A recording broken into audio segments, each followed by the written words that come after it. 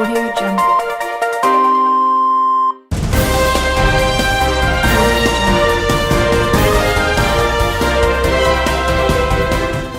I'm Philip Seston. I'm Liam McCarthy. Welcome to... Today we're going to be talking about the Olympics and the World Cup. But first, let's throw it to the pitch. Hey Liam, soccer's an awesome sport that I love to play. The upcoming World Cup in Brazil is sure to attract thousands of spectators to come and view the most beautiful game in the world. Why don't you tell us more about the hype surrounding the World Cup? Thanks, Phil. With the upcoming World Cup and 2016 Olympics in Rio, the city is buzzing with constructions and preparations. Sadly, some of its people are being mistreated and neglected. Let's bring you to the streets of Rio for more on the story.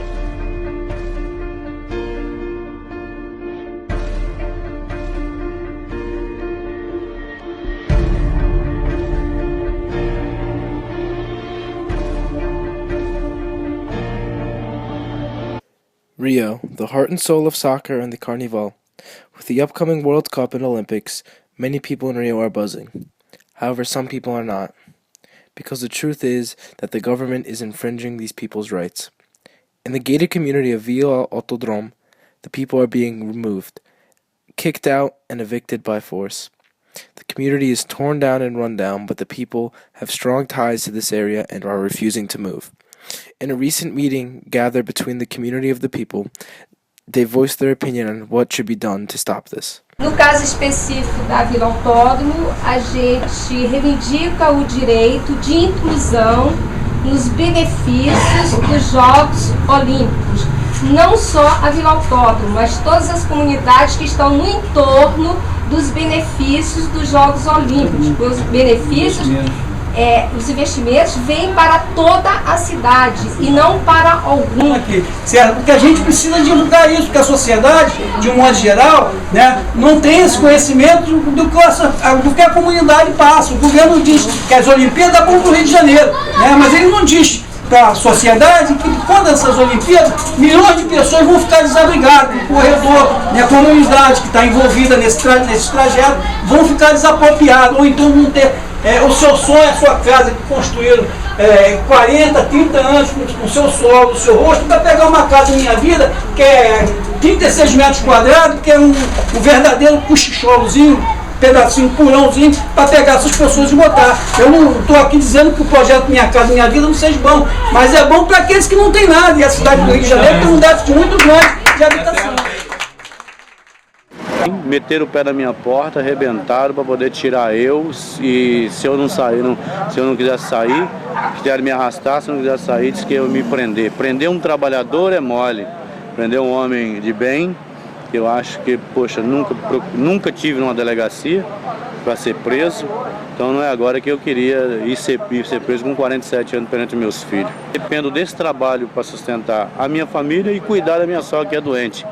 Hoje eu vou fazer o quê?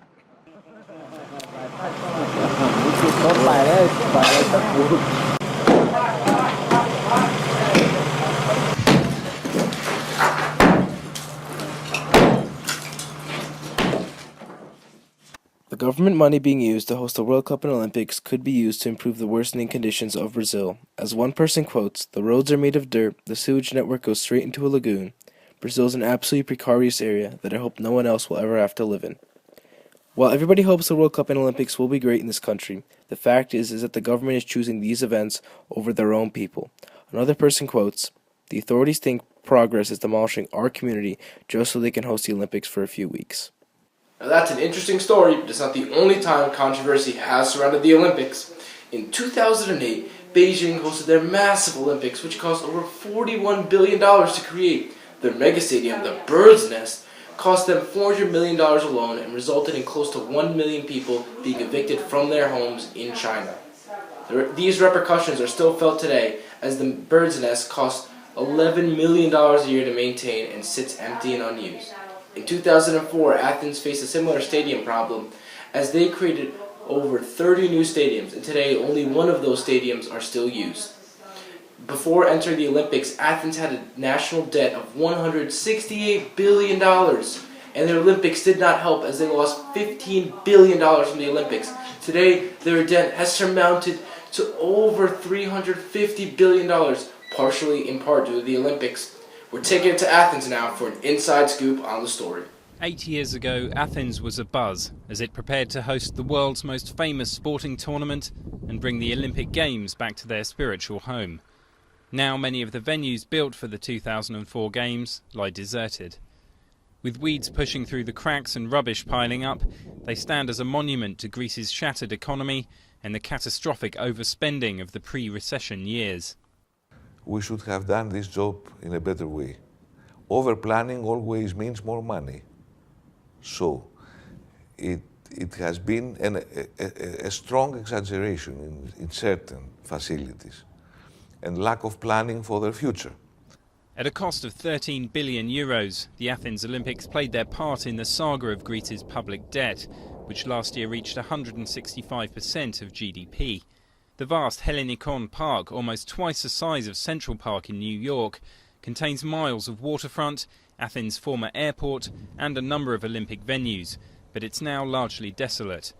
As part of a huge privatisation programme demanded by creditors in return for bailing out Greece's economy, the government is planning to sell the park to investors, though political instability has made the task more complicated. Developing the Hellinikon site is the largest investment in Greece and one of the largest in Europe.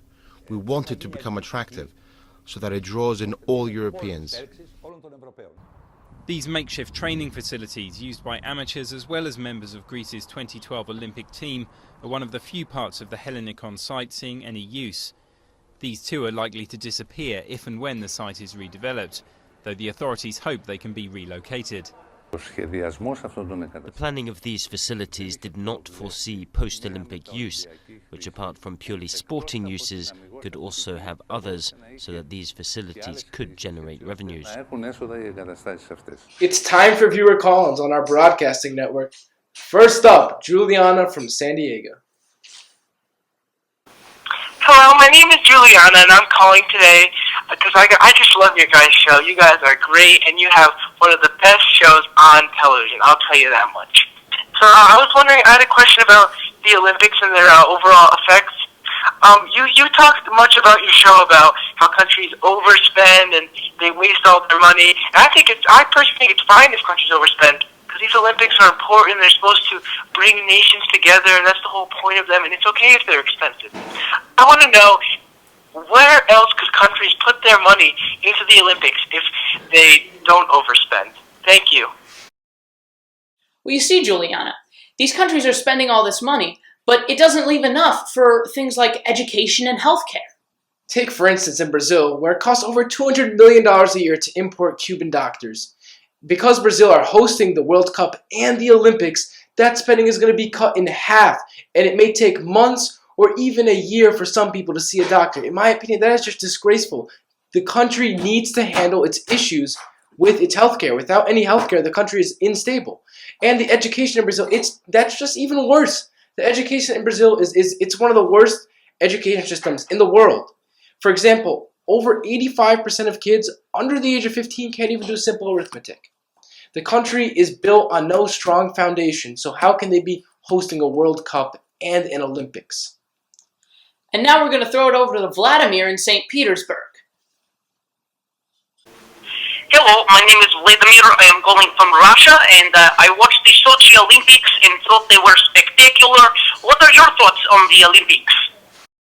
Vladimir, I must say, the Sochi Games were a spectacle to see. They were awesome. There were some great upsets. I mean, Shaun White losing in snowboarding, couldn't even medal. I mean, that was a little disappointing, I must say. But let's take a deeper look into the financials of the Olympics and how it spent over $51 billion. And also, Vladimir, a lot of the stadiums and venues that were created for the Sochi Olympics were created unfairly because the workers that were brought in from surrounding countries like Ukraine and Uzbekistan, those workers were cheated out of money.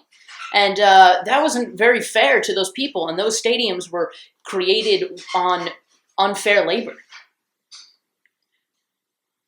Now we're going to have our final caller, John Doe from Nebraska.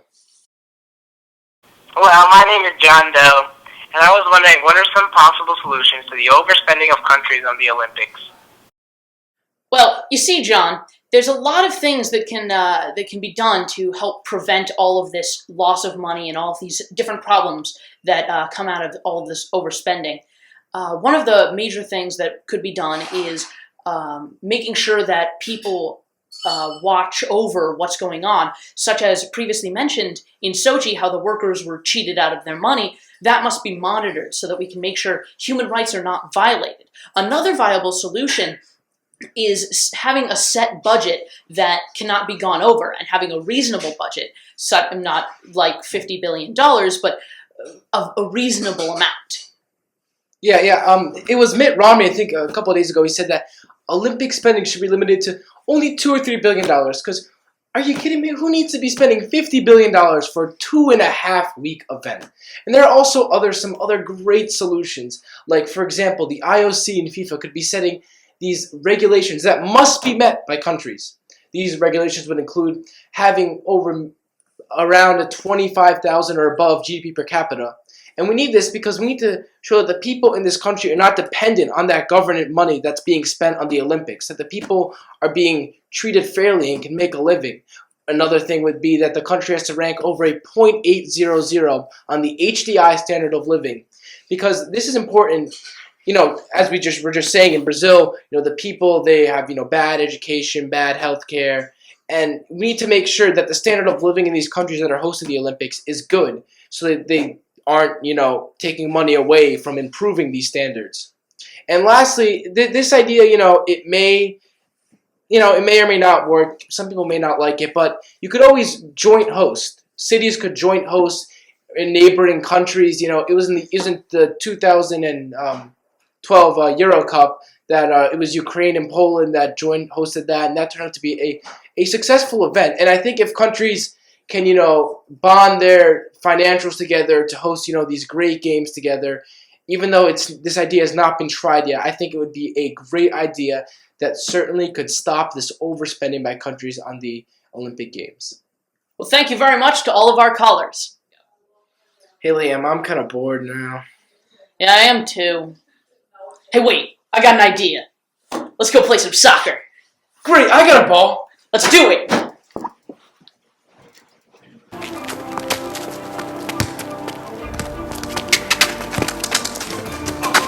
Yeah, man, I'm so much better than you. Oh!